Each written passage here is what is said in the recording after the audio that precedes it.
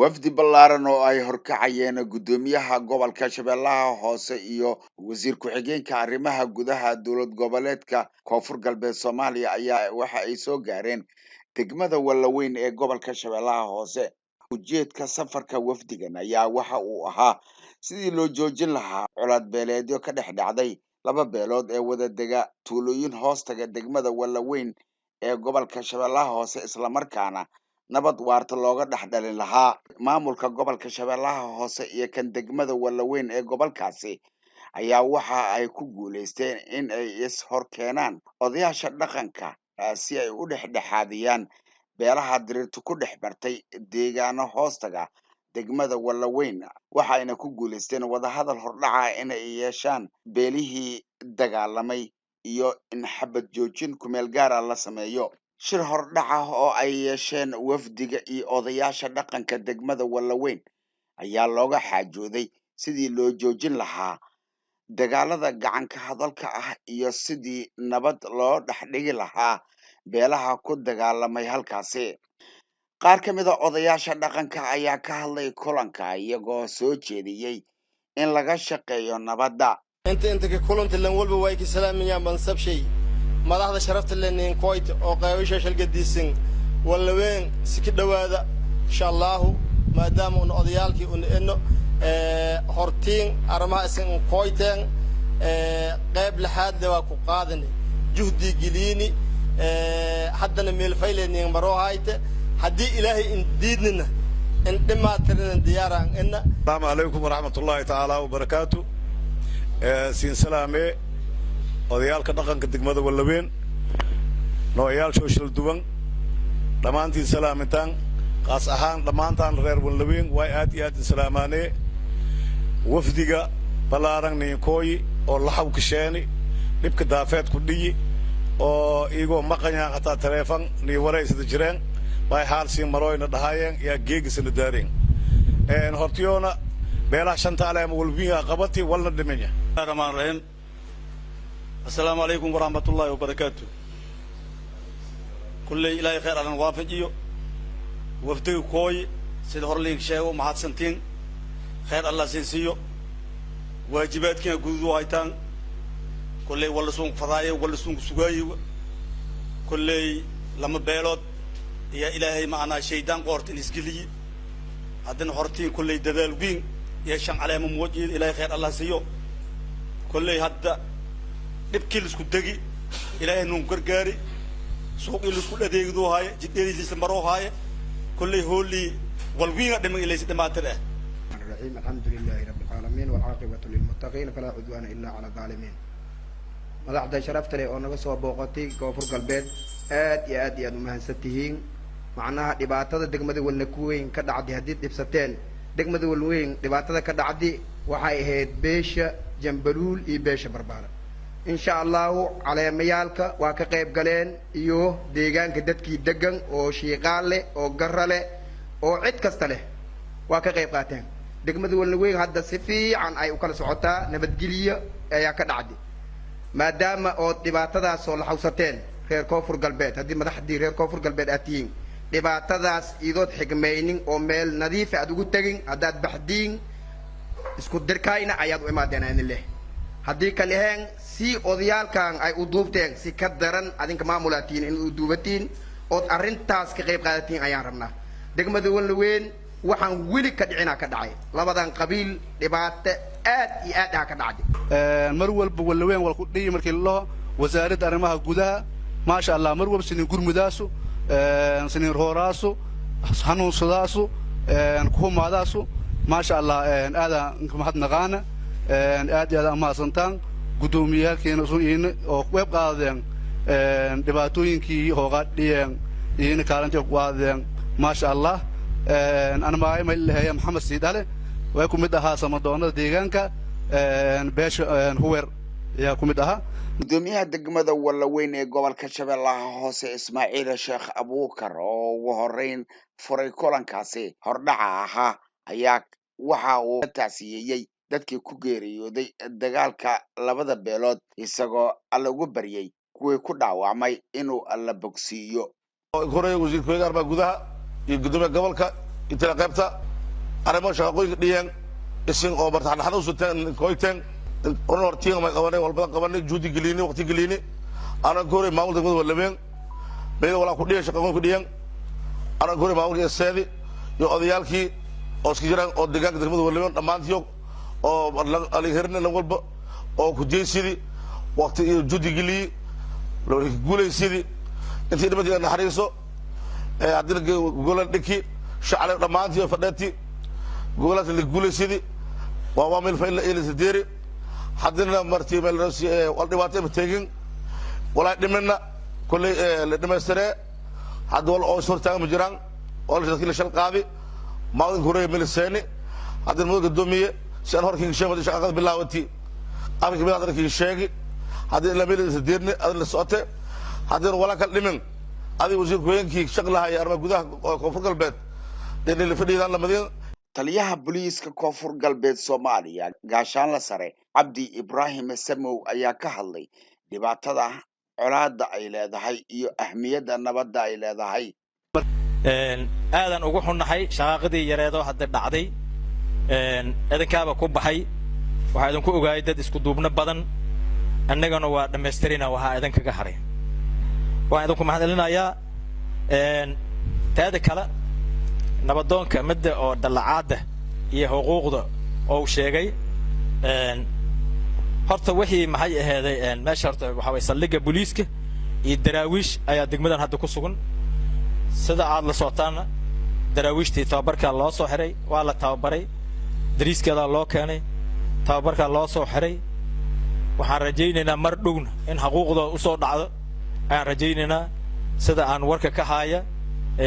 taliyahii daraawiishta saaxiibkay dad wada shaqeeyanahay iyo wasiirkii amniga mar dhowna waxaan rajaynaynaa horta ciidankaas xuquuqdooda inay u soo dhacayso aan rajaynaynaa insha Allah wasiir ku-xigeenka arrimaha gudaha dawladaha hoose iyo dib u heshiisiinta maamulka koonfur galbeed Soomaaliya Mahad Maxamed Ciise ayaa ku baaqay in si degdeg ah loo joojiyo dagaal beeleedyada ka soo cusboonaaday tuulooyinka hoostaga degmada Wallaweyn ee gobolka Shabeellaha Hoose in ay ka shaqeeyeen maamulka gobolka iyo maamulka degmada Wallaweyn oo isgarabsanayo iyo odayaasha dhaqanka oo runtii u istaagay shaqaaqadii ka dhacday laba beelo walaalo ah inay isku keenaan oo colaadii meeshii oo huraysa ay ku damiyaan runtii waxaan leeyahay waa mahadsantihiin runtii reer Wallaweyn degmada Wallaweyn waxaa lagu yaqaanaa nabadgelyo waxaa lagu yaqaanaa soo dhaweyn waxay yihiin dad wanaagsan sida dhagaheena kusoo dhacaya annaga ka wasaarad ahaan waxaan kusoo baxnay iyo maamulka gobolkaba arrimaha shaqaaqada halkan ka dhacday oo laba beelo walaalo ah oo daris ah oo isla dhalatay oo gacmahooda isgaaray runtii waxaan rabnaa haddii ilaahay yiraahdo waxaan hadda ogaanay inay meel fiican marayaan oo maamulka degmada iyo taliyaasha ciidanka oo ay ku baxeen oo meel fiican ay gaarsiiyeen annagana waxaan haddeer aan diyaar u nahay meelihii ay marayeen iyo xaaladda meesha ay maraysay inaan idin garab istaagno gudoomiyaha gobolka Shabeellaha Hoose Ibraahim Aadan Cali Najax ayaa dadaal badan u galay sidii loo joojin lahaa dagaal beeleedka ka soo cusboonaaday deegaanada hoostaga degmada Wallaweyn isagoo kaashanaya maamulka degmada Wallaweyn wuxuuna soo jeediyay in laga shaqeeyo nabadda isla markaana la joojiyo si shuruud la'aan ah dagaaladaasi salaan kadib waxaa marka ugu horeysa rabaa inaan idinkaga tacsiyeeyo anigoo ka wakiila si guud ahaan dawladda dowlad goboleedka koonfur galbeed dadkii nooga dhintay shaqaaqadii ka dhacday degmada Wallaweyn tuulooyinka hoos yimaada oo runtii annaga oo dhan lagu noqotay lama filaan dad walaalo ah ehel ah suudin wadaaga aliyo wadaaga ceesh wadaaga wax walba oo ibni aadamka nool u baahan yahay wadaaga ayaa isgaaray marka la yiraahdo aaday u xanuun badantay haddii haddana la yiraahdo dad baaba meeshii ku dhintay waa kasii xanuun badantay waxaan rabaa maamulka degmada ugu horeeya guddoomiyaha degmada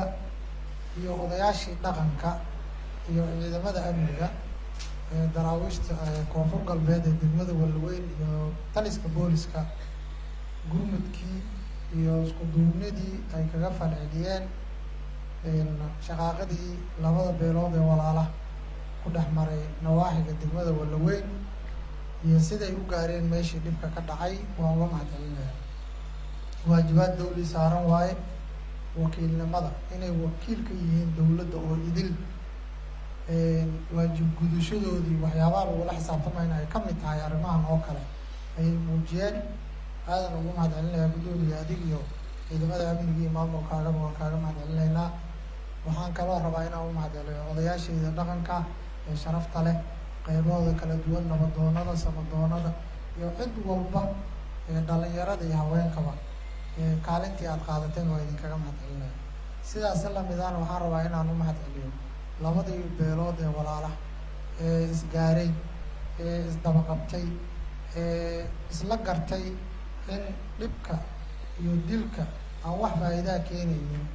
nabadda ay ayaga dhan xal u tahayna nabadoonadoodii samadoonadooda iyo odayaashooda ayagana si gaar ah uga mahadcelinaya maamulka gobolka shabeellaha hoose runtii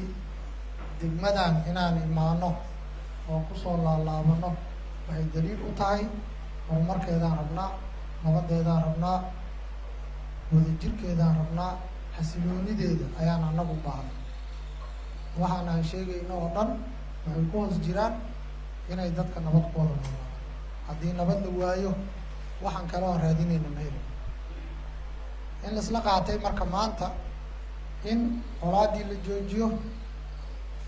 odayaasha ay si hoose u wada hadlaan gacmo geli jireed hoosaa loo dhaqaa wixii qaldamay hoos loo dhaqo looga xaajoodo maamulkeena annagoo isku duuban haddii heer gobol uu yahay heer degmo iyo wasaaraddii